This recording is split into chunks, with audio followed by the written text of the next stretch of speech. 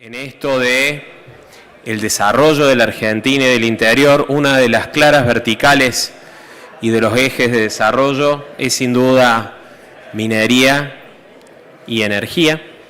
Ese es el panel que vamos a tener a continuación, realmente con unos speakers que son un lujo.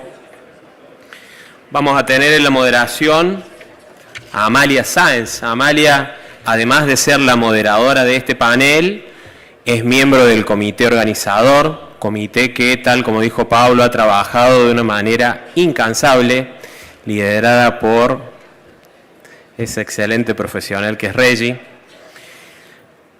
Les cuento que Amalia es abogada, ejecutiva con más de 30 años de experiencia en el sector energético y de recursos naturales. A lo largo de su trayectoria ha liderado proyectos complejos y asesorando compañías internacionales en energía, en minería y en oil and gas, con foco en transacciones, financiamiento y desarrollo de proyectos. Inició su carrera internacional liderando el área legal de Bridas Energy International en Turkmenistán, con responsabilidad sobre Asia Central. Fue socia de Bronce y Salas durante más de 14 años, donde lideró la práctica del petróleo y el gas, consolidando su posicionamiento en el sector. Se desempeñó como Senior Vice President y Country Manager para Argentina de la compañía Lake Resources Enel, donde lideró la estructuración e implementación de la compañía en el país, así como sus relaciones institucionales a nivel nacional e internacional. Actualmente es fundadora de la firma Energy Traces, una firma orientada al desarrollo de proyectos energéticos y al asesoramiento estratégico para empresas e inversiones con interés en Argentina. Ha ocupado roles de directorio, ha sido reconocido por Chambers and Partners y practica activamente en organizaciones internacionales como Association of International Energy Negotiators y asimismo es profesora en la Universidad Torcuato Di Itela. ¡Wow! ¡Qué currículum! Amalia. También nos acompaña Pablo Tramper. Pablo Tramper es CFO de Exar. Se incorporó a Exar en julio de 2024, luego de trabajar por más de 7 años en el sector minero y más de 11 años en el sector de petróleo y gas, liderando equipos de finanzas en distintos países. Es licenciado en Administración de Empresas de la Universidad de Buenos Aires y cuenta con un máster en Administración realizado en España. Con más de 25 años de trayectoria en el mundo de las finanzas, desplegó una sólida experiencia ocupando posiciones de responsabilidad en Barrick Gold Corporation, Medanito Oil and Gas, Grupo Consolidar, La Caja y otras empresas. También nos acompaña Gustavo Sánchez, CFO de Glencore, nacido en Buenos Aires y mudado hace más de 20 años en Tucumán. Ya podríamos decir que es un tucumano más.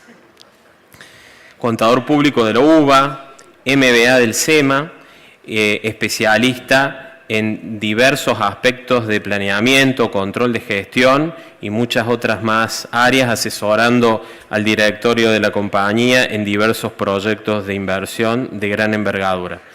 Muchísimas gracias a todos, los dejo en las manos de Amalia. Muchas gracias. Buenas tardes a todos.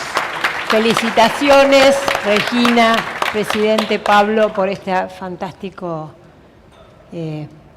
evento y además por la tracción, no atracción, que ha ejercido Regina como presidente del comité organizador, su liderazgo. Así que felicitaciones porque ya es un éxito.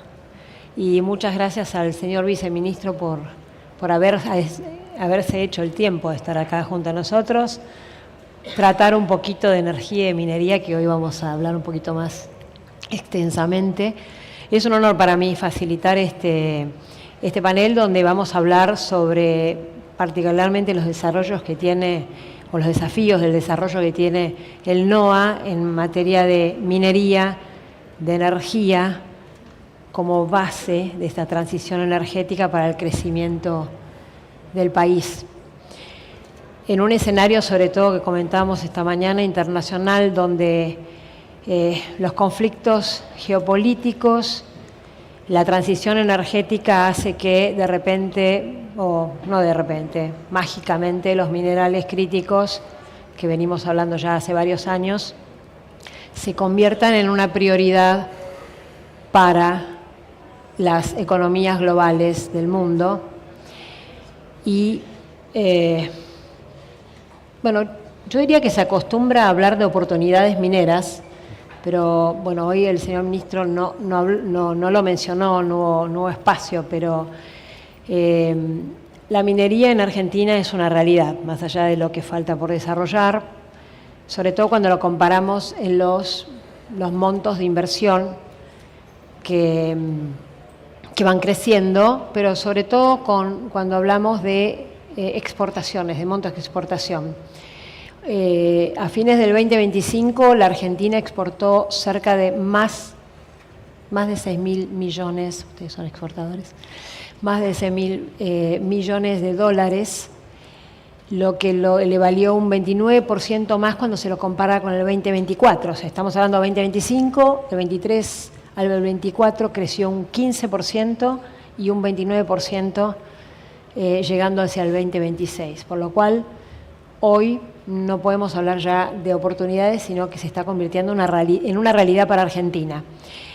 Pero, sin embargo, la caída de los precios, como es el caso del litio, nos llamó a algunas reflexiones donde no solo es cuestión de aumentar la producción, sino también empiezan a ser válidos o muy importantes y relevantes los factores como la previsibilidad, la eficiencia y la visión a largo plazo.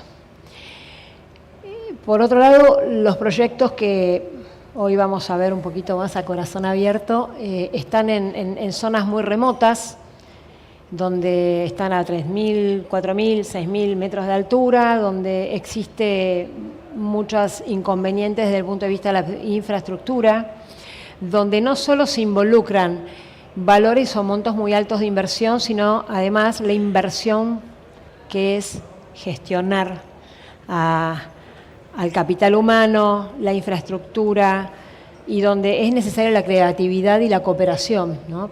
Con vistas al futuro de las comunidades, con vistas a generar para la comunidad y para las provincias y para el país conectividad,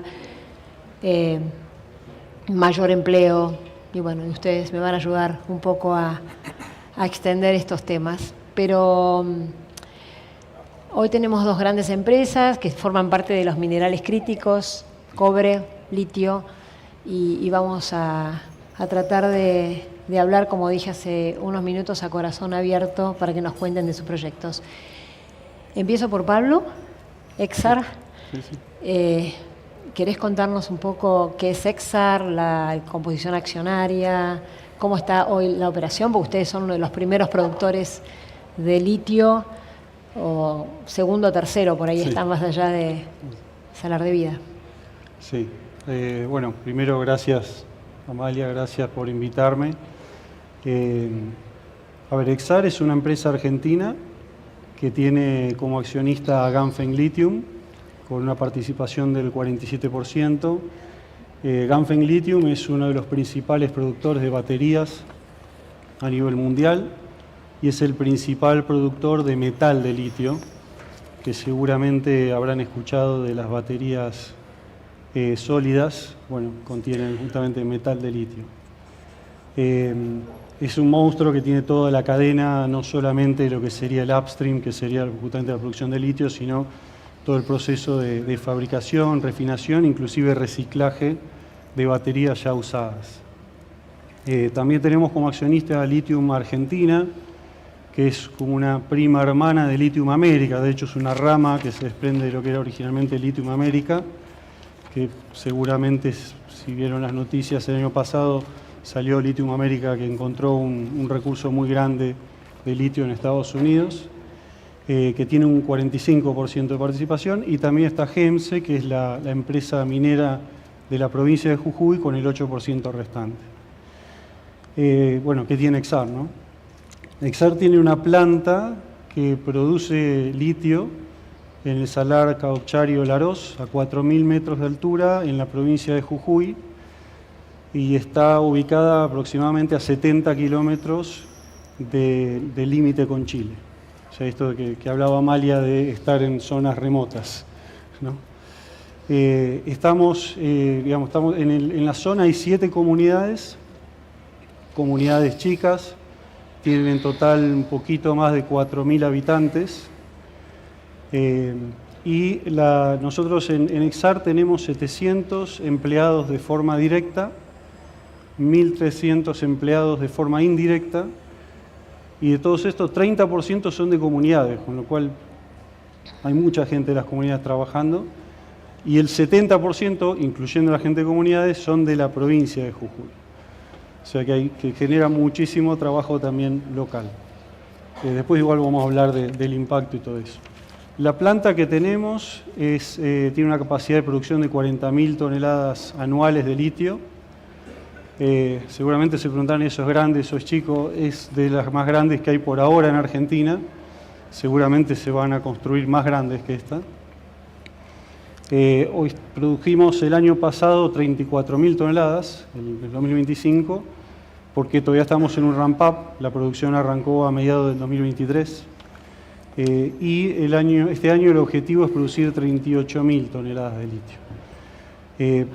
Para que se den una idea, la demanda de litio del 2025 a nivel mundial fue de 1.100.000 toneladas, ¿no? Para dimensionar lo que es Exar con respecto al mercado global. Importante, es decir, proporcionalmente. Sí.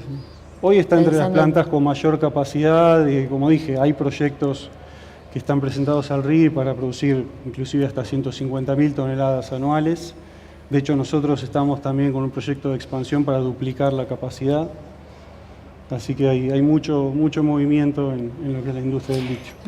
Te voy a hacer una pregunta medio técnica, Vale, porque estamos en un panel financiero, abogadil. ¿Ustedes tienen un mix entre DLE, en extracción directa, o utilizan un método tradicional? Sí. La planta que tenemos hoy es lo que se llama extracción indirecta, que básicamente lo que quiere decir es que tomamos la salmuera, le vamos sacando todo y al final nos queda el litio. La extracción directa, que es la DLE, en inglés, con las siglas en inglés, lo que hace es al revés. Tomo la salmuera, saco el litio y dejo pasar al resto. La expansión que vamos a hacer es con DLE. Interesante. Exactamente. Interesante, además para que lo conozcan más o menos cómo trabaja cómo es esto del método tradicional y esto de DLE que todo el mundo habla, ¿no? Sí. Gracias. No, por favor. Gustavo, me encantaría preguntarte, para todos los que no conocemos Glencore un poquito más en profundidad, en qué está hoy Glencore. Sé que está en 2 provincias, sabemos muchos de nosotros, pero que nos cuentes un poco los activos y la operación. ¿Cómo no? Primero, nobleza obliga, gracias Regina, a Raúl, que es el gerente general que me está acompañando en esta presentación. Ustedes saben, Glencore es un grupo enorme a nivel mundial, con un valor de capitalización mayor a los 50.000 millones de dólares. Hoy en día está enfocado en lo que es la inversión de metales específicos que tienden a una transición ordenada, a una economía con baja emisión de carbono. Al mismo tiempo es un grupo de recursos naturales diversificado, con presencia en más de 35 países y más de 140.000 empleos a nivel mundial. O sea, el contexto de la compañía es muy bueno en este contexto de precios altos que estamos viviendo actualmente en el marco macroeconómico que tenemos a nivel mundial. Habiendo dicho eso, Glencore en el país tiene 2 proyectos. Uno está ubicado en San Juan, que es el Pachón, en la localidad de Calingasta, a 3.500 metros de altura, y tiene una inversión potencial estimada de 9.500 millones de dólares para lo que es el desarrollo del proyecto. Con Raúl veníamos discutiendo anteriormente un poco cómo es el flujo que tiene pensada hacer la compañía, ¿no? Más adelante voy a hablar un poco de lo que es Mineral Lumbrera, MARA, que es un proyecto integrado con la infraestructura de Lumbrera, y a su vez lo que es Pachón, pero el proyecto o el grupo lo que está pretendiendo es empezar con la Lumbrera la segunda etapa de producción, continuar con el proyecto MARA y seguir con San Juan. Lo que hace a un potencial de presencia en el país muy importante, en un contexto explicado por el viceministro recién, ¿no? Por supuesto, de seguridad jurídica, institucional, de competitividad de precios y de por supuesto, un marco regulatorio que nos permita operar, considerando que la minería es una inversión de capital intensivo y de largo plazo, en donde se invierte y las recuperaciones están un poco atadas a lo que es el manejo de la estructura nuestra de costos, pero al mismo tiempo el contexto macro, en función de los valores que hay, el mercado mueve, oferta, demanda y cuestiones geopolíticas que hoy imperan en el mundo. Por el otro lado, dejo Pachón de lado porque es menos de mi incumbencia, me muevo para lo que es MARA. MARA, para que ustedes sepan, es la fusión de, no es la fusión, sino que es la integración de, significa minera, Agua Rica, lumbrera. Es un proyecto que tiene, el yacimiento lo tiene la entidad Agua Rica, en la localidad de Nalgalá, y se va a utilizar la infraestructura del proyecto Alumbrera para lo que es el procesamiento, el transporte, el almacenamiento y la exportación del concentrado producido en los proyectos que estamos llevando adelante. Los dos proyectos tienen una vida útil, Pachón 23, MARA, estamos hablando de 23 a 25 años, dependerá un poco del contexto de precios y de los casos de negocio que estamos desarrollando. Inversión alrededor de 4.000 millones de dólares en términos del desarrollo de la mina. Acuérdense que esto es un proyecto especial porque lo que tiene es que está la mina por un lado, que hay que desarrollarla en el nuevo pit o tajo que tenemos en Nalgalá, en el proyecto Agua Rica, y se va a utilizar toda la infraestructura del proyecto Alumbrera para lo que comentaba anteriormente, que es el procesamiento, almacenamiento, transporte de lo que es el concentrado producido.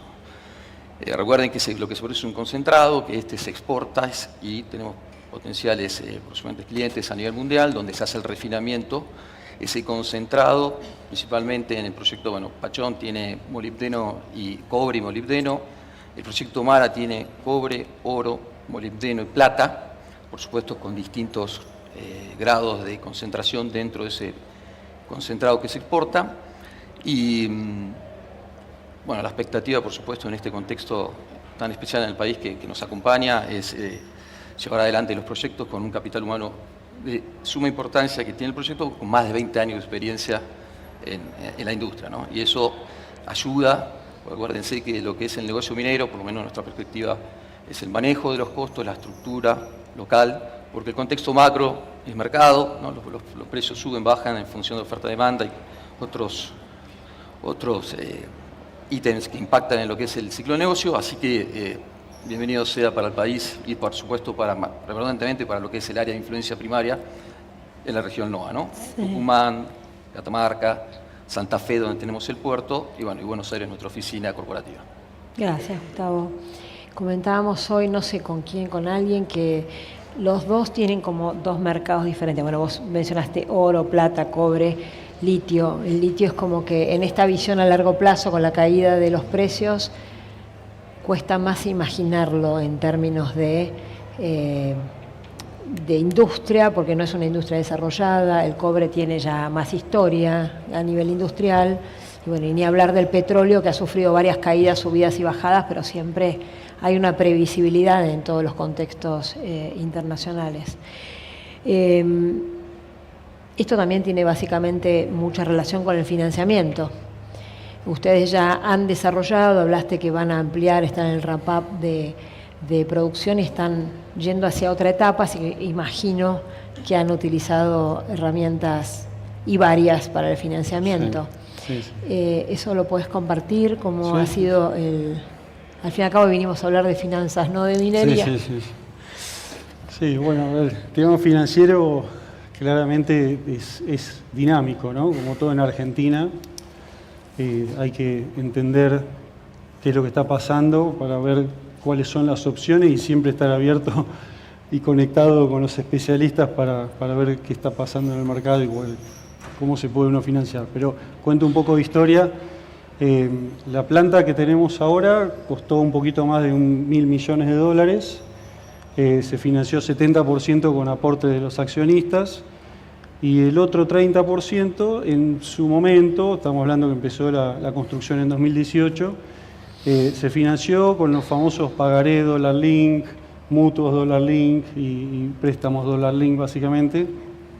¿Por qué? Porque todo el mundo estaba en ese momento desesperado por cubrirse contra cualquier devaluación y tenías una financiación con tasa cero, mirándola en dólares, ¿no? Porque en definitiva los accionistas del exterior miran en dólares.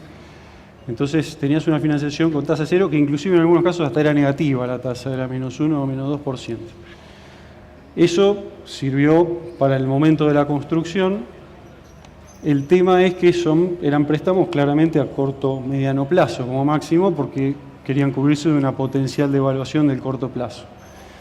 Entonces el año pasado, en 2025, estuvimos trabajando con todo el equipo financiero, junto con los accionistas, en transformar toda esa deuda, porque eran deudas, de vuelta, $1.000 millones, 70% de los accionistas, 250, 300 millones de dólares en el mercado local, con pagarés, mutuos, estamos hablando de una lista de, no sé, 100 préstamos distintos, porque algunos eran de 1 millón, otro de medio millón, otro de 3 millones, algunos grandes que hicimos con algunas empresas más importantes de Argentina, que eran de 20, 30, pero no superaban ese monto, ¿no? Entonces era una gestión enorme que había que hacer y todo el tiempo tratando de ver cuando se cancela, hay que pagarlo, ¿no? Cuando podemos refinanciar, no podemos refinanciar. Entonces, lo que trabajamos con los accionistas fue en tomar ya un crédito importante con un banco local que tiene créditos a nivel internacional.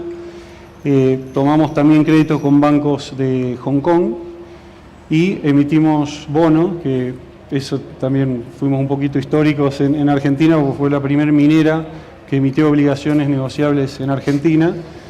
Y con esos 3 instrumentos abarcamos toda la deuda y bueno, pudimos cancelar, digamos, toda la deuda vieja, sacarnos encima los pagarés, que también en un momento, seguramente varios lo recuerdan, hubo default de pagarés, entonces todos los días nos llamaban de las calificadoras de riesgo y de todos los bancos para preguntar cómo veníamos con los pagarés. Nosotros pagamos todos, obviamente, pero bueno, era bueno también sacarse un poco esa deuda que nos estaba generando una gestión muy fuerte del equipo financiero, porque en definitiva, si bien nosotros estamos claramente para buscar cómo financiar los proyectos y ver cómo funciona el flujo, o sea, asegurarnos que el flujo de fondos de la compañía sea lo suficiente para seguir operando, también estamos muy involucrados en la operación, entonces no somos una mesa de dinero los equipos de finanzas de la minería. Nosotros tenemos que estar involucrados en la operación. De hecho, uno de los focos más importantes que nosotros teníamos era bajar el costo. Esto que vos hablabas del precio. El precio del litio, bueno, en algún momento en 2023, en las buenas épocas, estaba en $80.000 la tonelada, se vendía a $80.000, lo cual era un precio exorbitante, porque si el litio estaría a $80.000, ninguno de nosotros podríamos comprar un auto eléctrico, y en este momento hay mucha gente comprando autos eléctricos. Estuvo bajando desde el 2023 hasta mediados del 2025, que tocó un piso de $8.000, que también era un piso muy bajo, porque el costo promedio de la industria a nivel mundial está en $10.000 por tonelada. Entonces tenía la mitad de la industria que estaba produciendo a pérdida. Esa mitad que producía a pérdida son los que producen de roca, porque voy un poquito a la minería de vuelta, pero el litio básicamente se produce de roca o de salmuera. La producción de roca es mucho más costosa porque es más parecido a la minería metalífera, y de salmuera es mucho más sencillo porque es un líquido en definitiva que lo tengo que sacar y lo paso por una planta química. Entonces nosotros siempre estuvimos en la mitad para abajo, pero nuestra idea siempre era prepararnos para un escenario donde el precio se quedaba en 8.000 o inclusive bajaba más. Cerramos el año 2025 con un costo promedio de $5.800 por tonelada, con lo cual nuestro EBITDA, a pesar del precio tan bajo del litio, fue positivo en el 2025, y este año vamos a seguir trabajando para bajarlo entre 5.000 y 5.500, y ya estamos entre el cuartil más bajo de costos a nivel mundial. Pero bueno, y después el tema financiación, bueno, José ya se fue, creo, pero todavía hay varias restricciones que nos complican muchas veces la búsqueda de financiación en el exterior, como... ¿Está José? Ah, ahí está. Después lo charlamos. No, y también a nivel minería, y Gustavo lo debe conocer mejor que yo, hay otros instrumentos como el tema de regalías, off-takes, y otros instrumentos que se usan normalmente a nivel internacional porque son muy difíciles de implementar con la legislación y las restricciones que tenemos en Argentina hoy en día. Pero nosotros estamos abiertos, digamos, siempre a estar mirando el mercado y mirando las opciones. Sí. Lo que tiene es que el mercado local, los bancos y el mercado local en general, es muy chico para los niveles de inversiones que necesita la minería, ¿no? Gustavo lo estaba diciendo, 5.000 millones de dólares, hay proyectos de cobre de 9.000 millones de dólares. O sea, hay claramente que financiarse desde el exterior y buscar préstamos sindicados, IFC, Hay que pensar. BID, que van a estar Sí. ahora después de nosotros. O sea, hay que buscar distintas Out of the financiaciones. box, como digo siempre, sí, ¿no? exactamente. Infraestructura público-privada, ¿no? Exacto. Un poco eso. Sí. Muy bueno, gracias por compartirlo. No, por además. favor. Podemos hablar después con el viceministro y Sí, sí. hacer una mesa chica de minería. Sí, sí. Gustavo, me gustaría, hablando un poco, hilando con el tema de inversiones, que nos cuentes un poco los planes de financiamiento, lo que puedas compartir, los incentivos que han recibido o si están por recibir, RIGI. ¿Cómo no? Bueno, vamos a hacer un contexto, ¿no? Nosotros hoy nos estamos financiando con préstamos del grupo, por las características que tiene el grupo.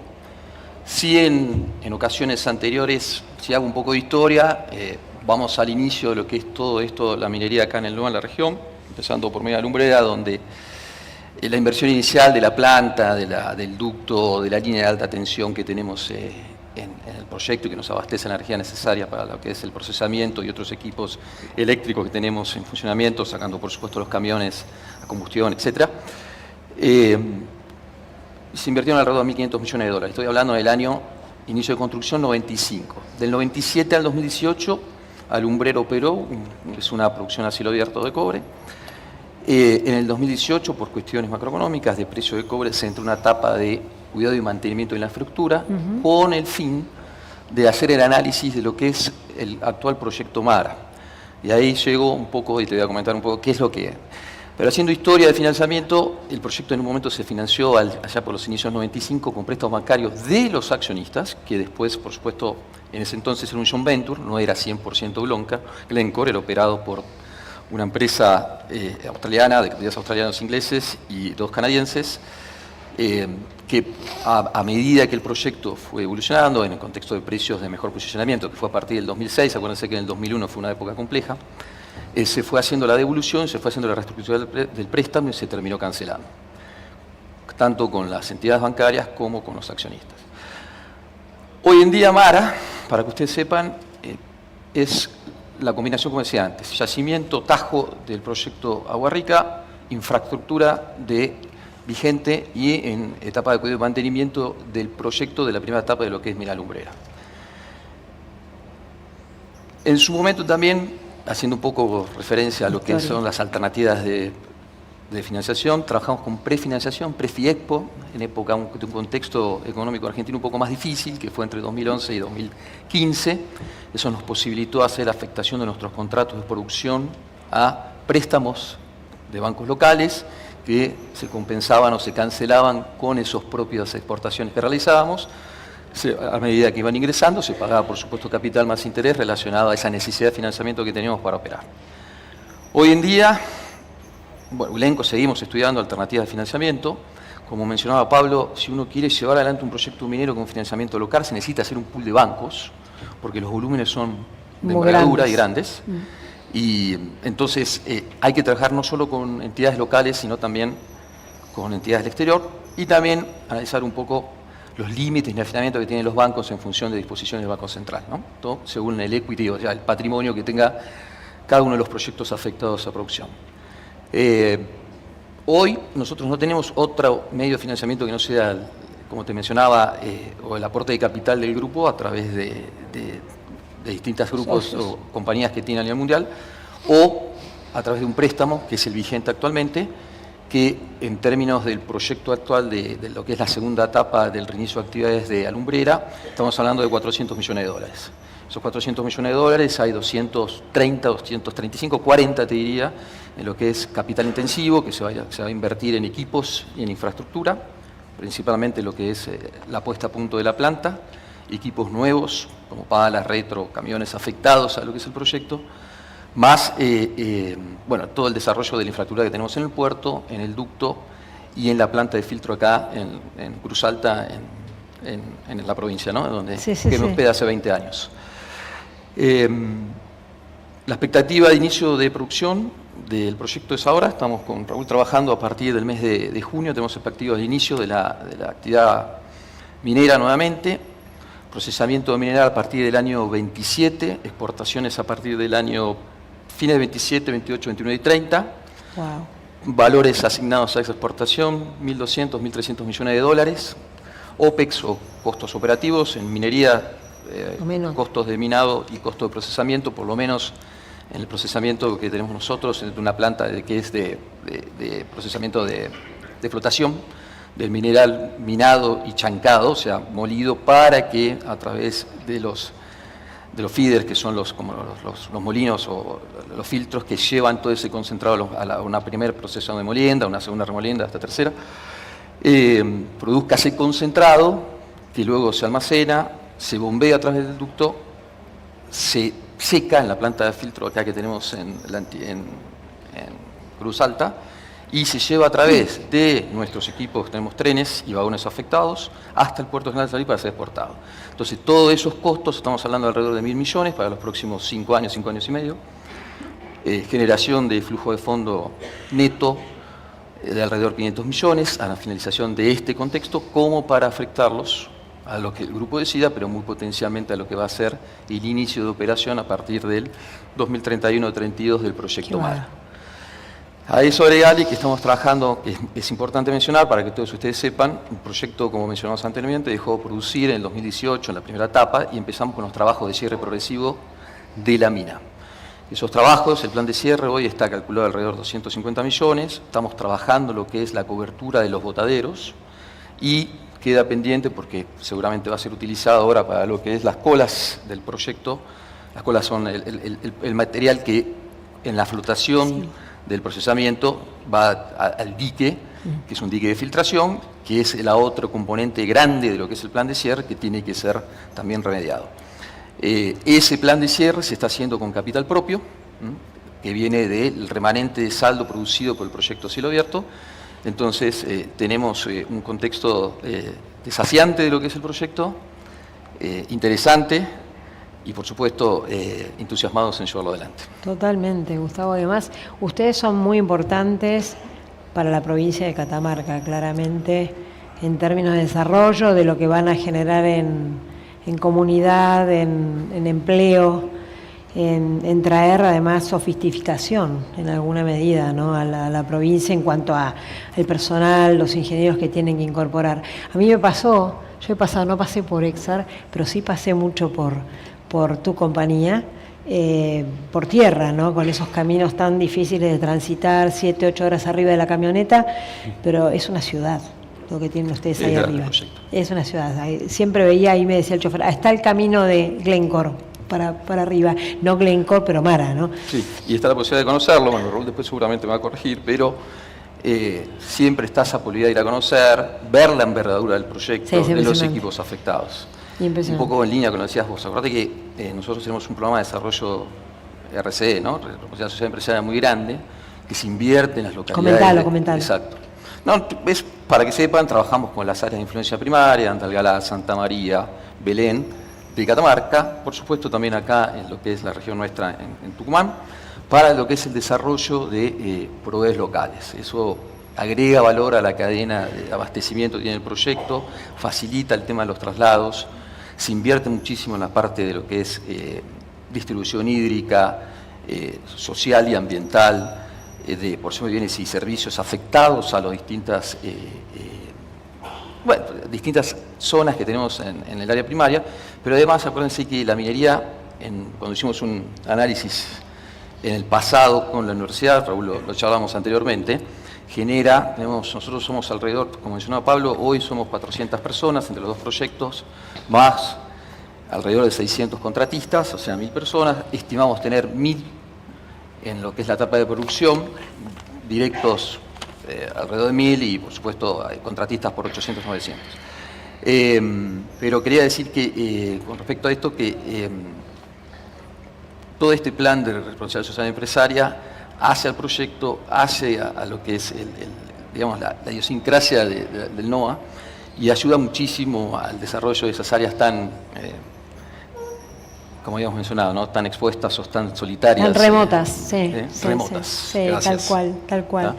Bueno, se nos va acabando el tiempo, más que nada porque hemos tenido una excelente exposición que hubiéramos dejado que siguiera porque nos interesa, nos queremos involucrar en los números del señor viceministro. Yo me acuerdo de haber visto chiquitos de la Puna con sus caritas coloradas, pero lo que quiero comentar es que hoy la minería se ve desde otro lado, y esos chicos que tienen a sus papás que trabajan en la mina, te ven identificado con tu campera y vienen a recibirte y te vienen a decir, vienen los de la mina, señora, señor, ¿qué hace? Y es así, te reciben con amor. O sea, está cambiando esa visión y eso es muy bueno para Argentina, porque ese es un trabajo que se han hecho desde las mineras con las comunidades. Eso no fue mágico. Sin dudas eso. Mira, yo lo viví, tuve la oportunidad de vivir en el proyecto 7 años. O sea, me mudé y me fui a vivir a la mina con Raúl, con un roster específico, y uno, estando en el proyecto, primero entiende lo que es la industria minera, y después vos ves cómo personas de zonas con menos recursos, con menos formaciones, se van formando y van agregando valor al proyecto.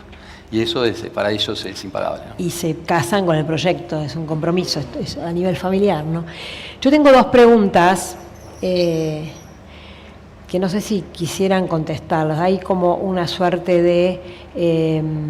es larga la pregunta, pero básicamente es gente, proveedores de acá de Tucumán, que ven la posibilidad y una oportunidad de trabajar en los proyectos tanto Jujuy como Catamarca.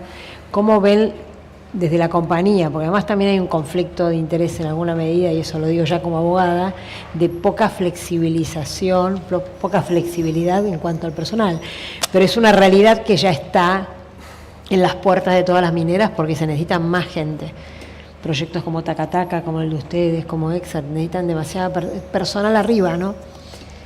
Como, si alguien lo quiere contestar, ¿cómo ven que esto vaya cambiando, que los proveedores de Tucumán puedan ser en alguna medida, Pablo, los sofisticados que puedan llegar, ¿no? Sí, lo primero que tenemos que derrumbar son los límites provinciales, ¿no?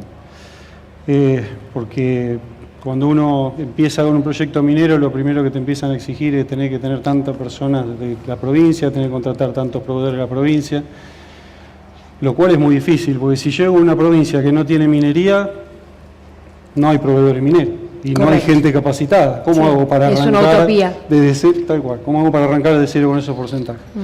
Entonces tiene que ser un trabajo en conjunto entre la empresa, la provincia, la universidad, para empezar a capacitar gente, traer gente que ya conoce de minería, capacitar a estas personas. Bueno, eso fue un poco lo que hicimos en Exar y por eso hoy tenemos un 70% de empleados que son de Jujuy. Pero desde el punto de vista de proveedores es lo mismo, o sea, a la minería o a la empresa minera lo que más quiere es tener el proveedor al lado de la mina. O sea, me ahorro costos de logística, sobre todo hoy con los costos de logística y los problemas logísticos que hay internacionalmente. Cuanto más cerca lo tengo, mejor. Es más trabajar con el gobierno en una apertura, esa flexibilización de los reglamentos de los marcos, para empezar a darnos cuenta que necesitamos de la importación provincial. Sí. Se nos termina el tiempo. Les quiero agradecer a todos. La verdad que da para seguir y mostrar videos de la mina. Quizás en algún momento podemos hacer una visita a través del IAEF, como ya ofreciste, Gustavo, en algún momento cuando comiencen. Yo me quiero quedar con una reflexión que vos estabas comentando, que es el financiamiento, pues estamos en un contexto financiero. Creo que es el momento de pensar out of the box, quizás seguir los lineamientos del petróleo que nos vienen un poco signando y que ha trabajado por muchos años, una industria muy instalada en Argentina, con estructuraciones, con off-takers, con financiamientos, con garantías, con contratos dedicados para justamente aquellos proveedores que querían, los que van a demandar el suministro, que quieren asegurarse esa producción Y bueno, en eso el petróleo y gas tiene bastante historia de modelos. No con ellos ni somos mejores ni peores, pero es un poco introducir que ya se viene Daniel Gerol, nuestro especialista en petróleo y gas, y le vamos a dejar lugar porque le hemos robado tiempo. Muchísimas gracias, muy interesante. Espero que sigamos en esto, ¿no? Con gusto. Gracias, Gustavo. Por favor.